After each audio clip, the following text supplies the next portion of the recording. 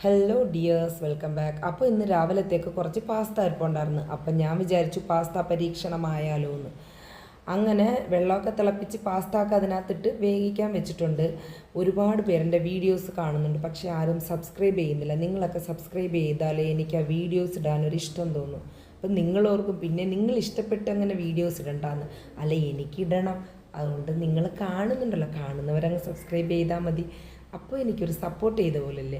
അപ്പോൾ ഈ white sauce pasta ആയതുകൊണ്ട് ഇതിൻ്റെ സോസ് ചെയ്യുന്നത് ഞാൻ എടുക്കാൻ മറന്നുപോയി. ഇതിനകത്ത് ഗാർലിക് ബട്ടറിനകത്ത് ചോപ്പ് ചെയ്തതിട്ട്, പിന്നെ ചില്ലി ഫ്ലേക്സും, പിന്നെ ഫ്രഷ് ക്രീം കട്ടിയായതുകൊണ്ട് കുറച്ച് ലൂസാക്കാൻ വേണ്ടി കുറച്ച് പാലൊഴിച്ചിട്ടുണ്ട് കേട്ടോ.